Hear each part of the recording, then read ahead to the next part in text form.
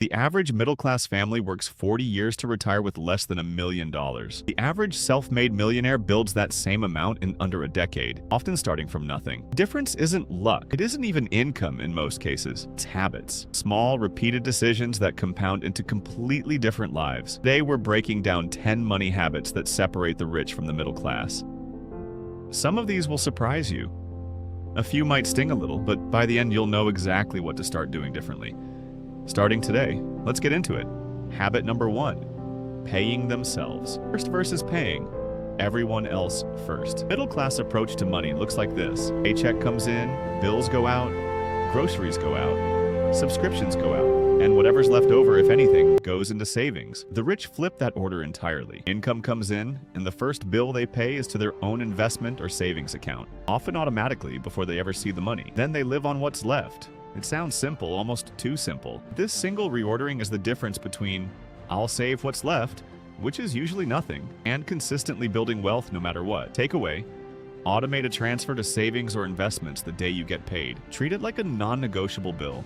Habit number 2, buying assets versus buying liabilities. It's a distinction most people were never taught in school. An asset puts money in your pocket. Liability takes money out of it. The middle class tends to measure success by what they own. A bigger house, a newer car, the latest gadget. Problem is, most of those things lose value the moment you buy them and cost money every month to maintain. The rich obsess over assets instead.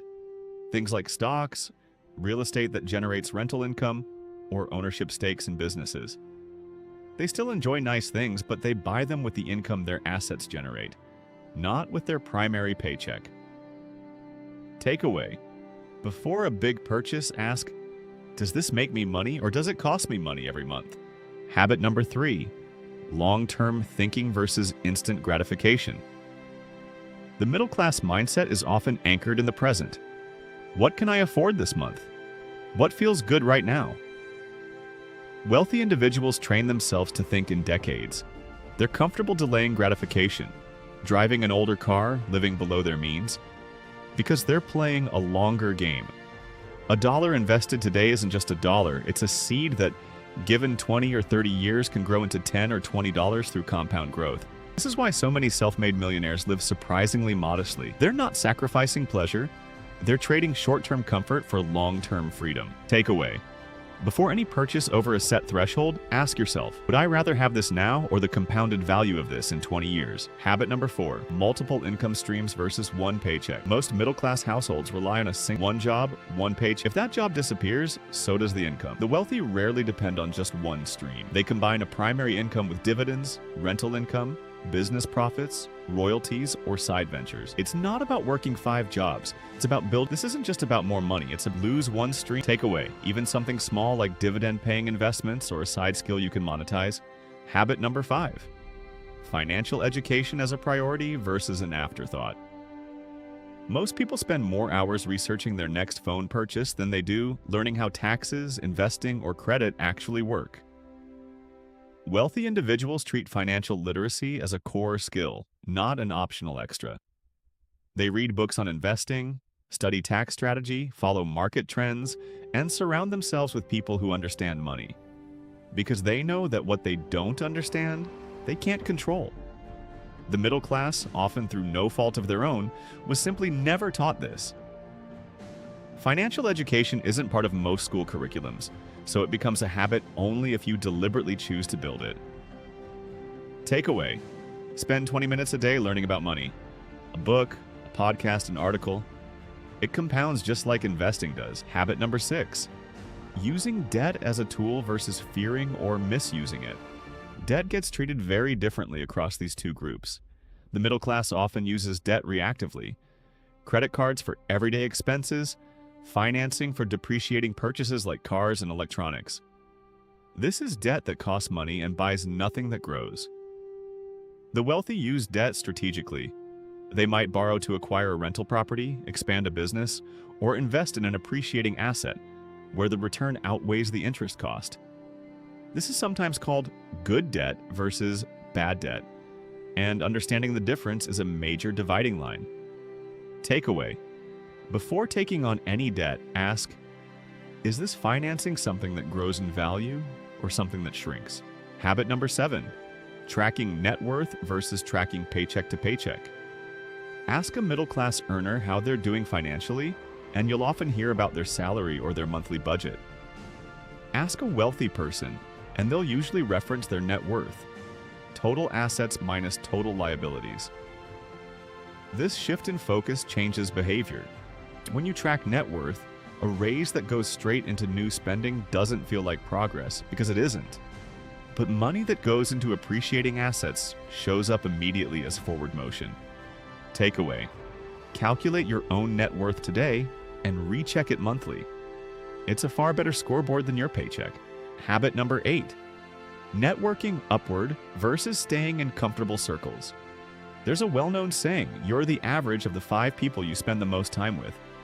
The wealthy tend to be deliberate about this, seeking out mentors, joining rooms with people further ahead financially, and learning from them directly. The middle class, understandably, often socializes within comfortable, familiar circles, which can unintentionally normalize a ceiling on ambition and income. This isn't about abandoning old friends. It's about intentionally adding relationships that stretch your thinking and open doors. Takeaway: seek out one new connection this month. A mentor, a course community, an industry event with people who are where you want to be. Habit number 9, viewing money as a tool versus a scoreboard for self-worth. For many in the middle class, spending becomes tied to identity. A nicer car or a designer bag can feel like proof of success, especially under social pressure.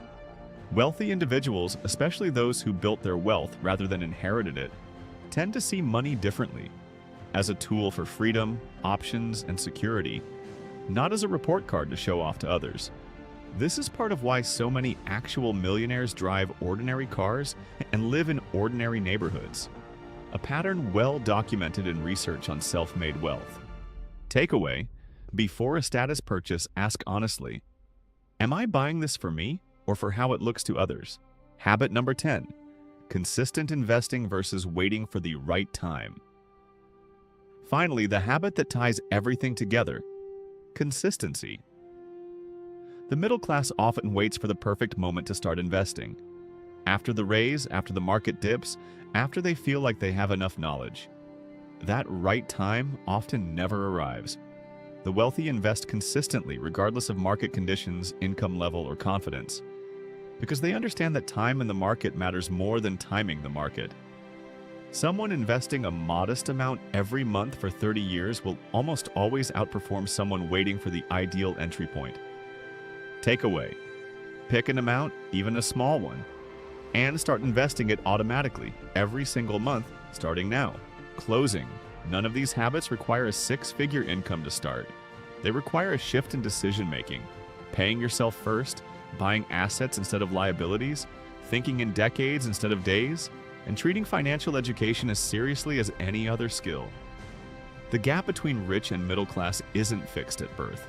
It's built one habit at a time, and it can be rebuilt the same way. If this helped you see money differently, subscribe for more breakdowns like this and let me know in the comments. Which of these 10 habits are you starting first? And